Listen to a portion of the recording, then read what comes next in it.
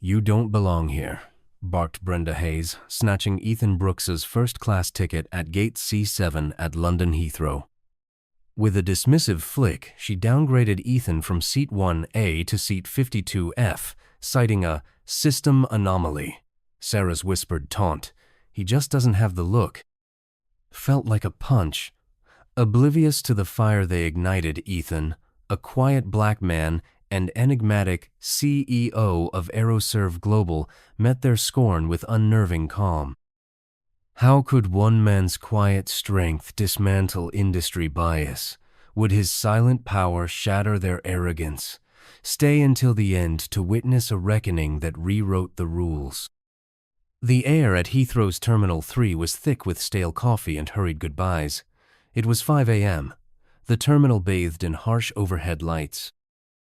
Amidst this chaos stood Ethan Brooks, a vision of understated power. His charcoal gray suit, impeccably tailored, seemed to absorb the light, a quiet promise of authority. His dreadlocks framed a face that held both warmth and chilling resolve. In his hand, a first-class ticket for Seat 1, gleamed, a hard-earned symbol of his journey to a global empire. Airports were familiar to Ethan, but today, something felt off. A subtle shift, like the first tremor before an earthquake. He approached the check-in counter at Gate C7, his steps measured, his presence commanding yet unassuming. The line behind him buzzed with impatient travelers, oblivious to the drama about to unfold.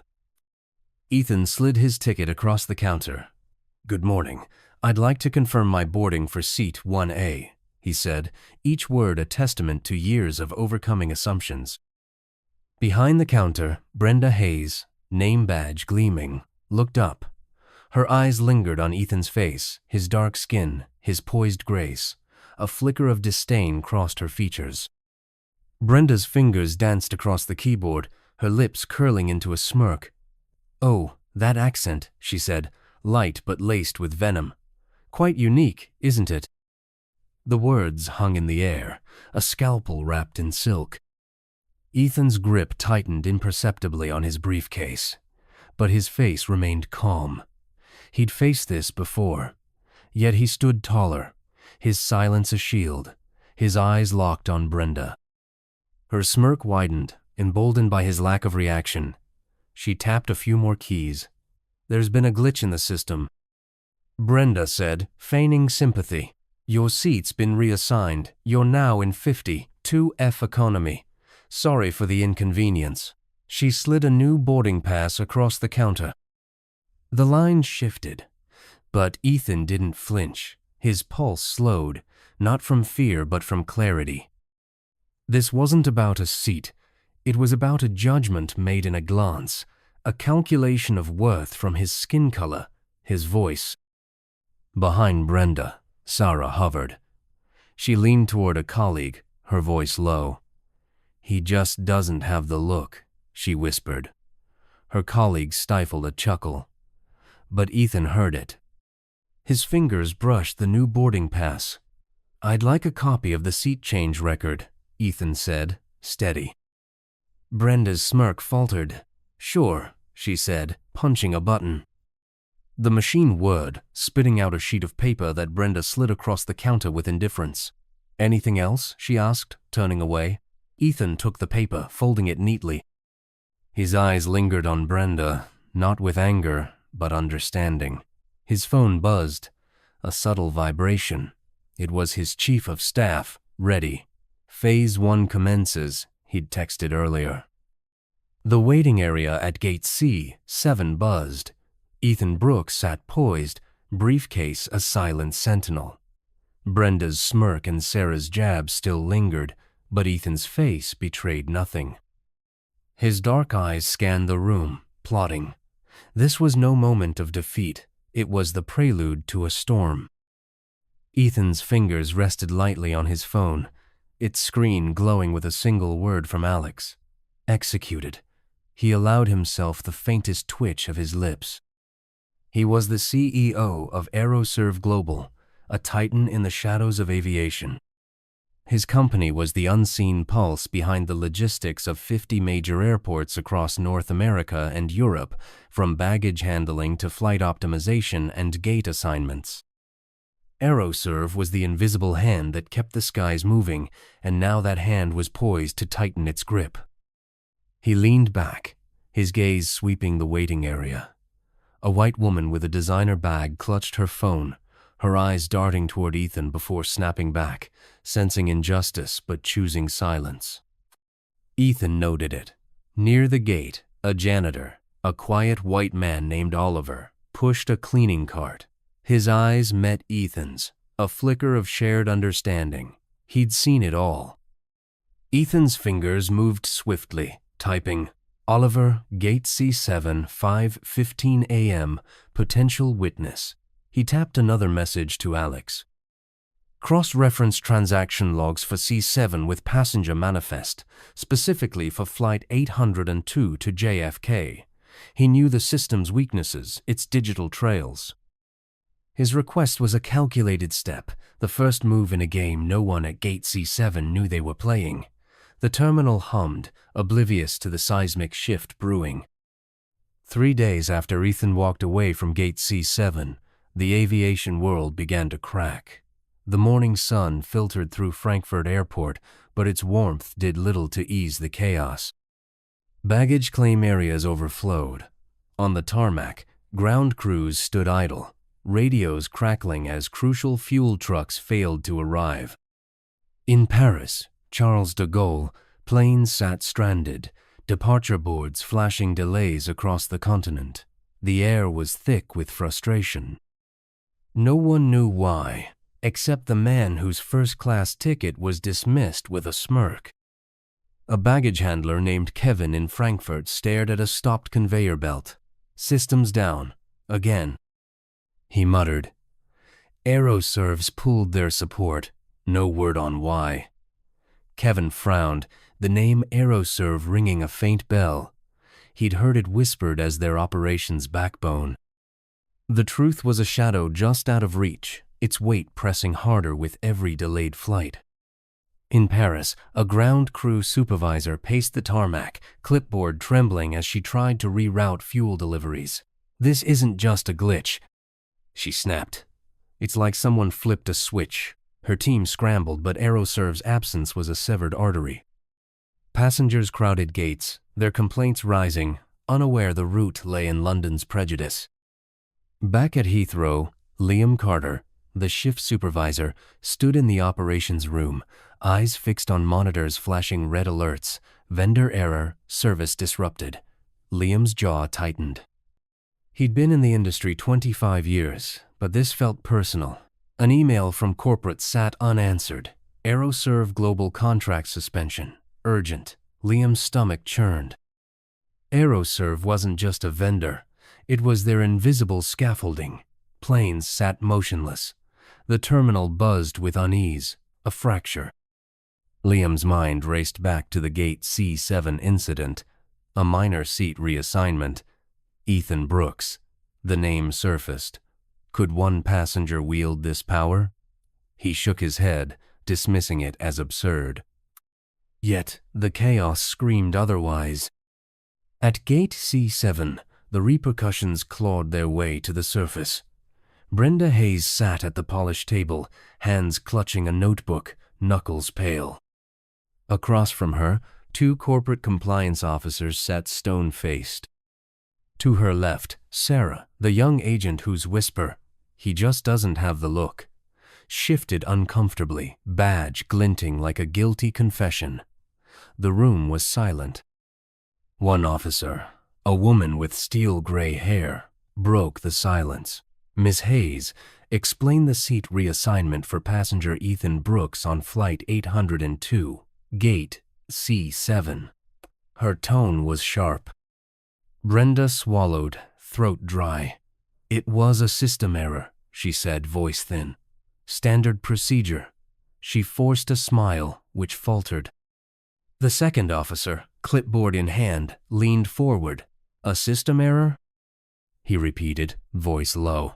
"The logs show an override code entered by you. No error flagged. Elaborate. Brenda's fingers tightened. She glanced at Sarah, hoping for a lifeline, but he was pale, eyes fixed on the table. Sarah knew the truth was no longer a whisper. Sarah's mind replayed the moment. Brenda's smirk, his careless words, Ethan's calm gaze. He'd thought it was just another day. Now, with the system unraveling, his words felt like a wildfire spark.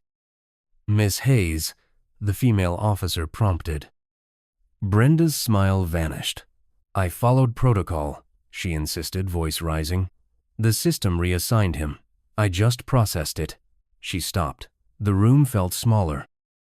The officers exchanged a glance.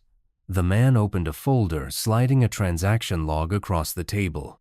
"It shows you manually overrode the booking at 5:07 a.m. You also issued a change record at the passenger's request. Why?" Brenda's breath hitched. She remembered Ethan's steady voice. Now that paper felt like a noose. "He asked for it," Brenda said weakly. The female officer's pen stopped tapping. "It's a big deal now," she said, cold. "We've received a formal complaint, anonymous but detailed. It alleges unprofessional conduct and discriminatory behavior at Gate C7. Explain that." Discriminatory landed like a stone, shattering Brenda's composure. She opened her mouth, but no words came. Sarah felt his chest tighten, guilt squeezing his lungs. He'd whispered those words, thinking they'd vanish. He thought of Oliver, the janitor. Had he filed the complaint? Sarah's hands trembled as he realized the truth was no longer his to hide. "Miss Brooks," the male officer said, turning to Sarah, "you were present? Anything to add?" Sarah's throat felt like sandpaper. "He wanted to disappear, too, made a comment." He admitted, voice barely above a whisper. "About the passenger. It was unprofessional. I didn't mean." He stopped, eyes dropping. He saw Brenda's handling was deliberate. The air shifted, fracturing Brenda and Sarah. Brenda's head snapped towards him, eyes blazing with betrayal, but Sarah didn't meet her gaze. He was drowning in regret. The female officer scribbled a note. "We'll need a formal statement from you, Miss Brooks," she said. "And we've received additional evidence, a transaction log and a witness report, possibly from a janitorial staff member. This isn't just about a seat change anymore." Outside, the terminal continued its restless dance, but within these walls pressure mounted. Brenda stared at the table. Sarah's hands shook, committing to the statement that would expose the truth. 3 months after the quiet storm ignited at Heathrow's gate, C7, the skies above London shimmered with a new dawn. A sleek private jet descended. Inside, Ethan Brooks sat by the window, his white linen suit a beacon of understated power, dark eyes fixed on the sprawling terminal. The man once dismissed with a smirk returned not as a passenger, but a force that reshaped an industry. The terminal's gleaming walls, once a stage for his humiliation, were now a canvas for a new narrative. As the jet taxied, ground crew moved with precision, a far cry from months earlier. Ethan stepped onto the tarmac, briefcase rolling smoothly, a quiet testament to his journey. The air was crisp, charged with a system recalibrated by his hand. He walked toward the terminal, steps deliberate, presence commanding yet serene. Staff greeted him with respectful nods, eyes reflecting a new protocol of accountability, a subtle acknowledgement of rules redrawn by a man who refused to be erased. Inside Terminal 3, travel pulsed with new clarity. Digital screens glowed with precise schedules, baggage belts hummed, and passengers moved with efficiency. Yet the change was deeper. New policy rolled out across Heathrow, Frankfurt, and Paris, mandating bias training and stricter codes of conduct. Signs in break rooms bore a simple credo: treat every passenger with dignity. Ethan's legacy etched into the system, a reminder that prejudice ripples far beyond a single gate. Ethan paused at gate C7, gazing at the check-in counter where Brenda Hayes once stood. Brenda was gone, her departure a quiet footnote. The agent now behind the counter, a young man with a crisp uniform and warm smile, processed passengers with care. His demeanor was free of the casual cruelty that once thrived. Ethan's lips curved slightly, not in triumph, but recognition. The system wasn't perfect, but it bent toward justice. Nearby, Sarah, the young agent whose whisper fueled the storm, stood in a training room. His badge still gleamed, but his role changed. He now faced new hires. His hands trembled as he began, voice steady, but heavy with lessons learned. "First class isn't about the seat number," he said, echoing Ethan's truth. "It's about how you treat others. One mistake, one moment of bias, can cost more than you imagine." Trainees scribbled notes. Unaware, Sarah's words were born from guilt, from a moment at gate C7 that altered his path and the industry's course. Outside, the terminal buzzed. Kevin, the baggage handler in Frankfurt, worked with a trained team. Oliver, the janitor from gate C7, whose observation fueled an anonymous complaint, pushed his cart with newfound pride. His role was a secret he carried with dignity. These were the threads of Ethan's map, woven not with fanfare but with the steady hand of a man who understood true power lies in transformation. Ethan moved through the terminal, his presence a quiet ripple. A young white mother with a toddler glanced at him, sensing something extraordinary. A businessman nodded, unaware the man he passed reshaped his travel experience. Ethan's phone buzzed softly, a message from Alex. New policies adopted at 3 more airports, partners requesting ethical audits. He didn't reply, but his eyes gleamed. Aeroserve's influence was growing, its standards a benchmark that forced the industry to rise or fall. The tweet that sparked the undercurrent months ago was now a manifesto, its call for dignity a standard no one could ignore. As he approached the exit, Ethan paused, lingering on gate C7. The counter stood, but no longer a place of dismissal. It was a monument to what one man could achieve, not with anger, but with a silence that demanded to be heard. He stepped into the sunlight, the city skyline stretching before him, a canvas for the next chapter. Ethan Brooks had redrawn the map of power, not with a shout but with a whisper that echoed across continents. The aviation world, once blind to his worth, now moved to the rhythm of his vision, a world where dignity was not a seat number, but a right no system could deny. Ethan Brooks's journey shows us that dignity can redraw the map of power, one quiet act at a time. His story isn't just about justice, it's a challenge to us all to stand against bias and build a world where respect reigns. What did his resilience inspire in you? Drop your thoughts in the comments below and let us know where you're watching from. We'd love to hear your voice. A huge thank you for joining us on this powerful ride. If Ethan's story moved you, hit that subscribe button and ring the bell to catch our next tale of courage and change. Together, let's keep these stories alive, not just heard, but lived. See you in the next video.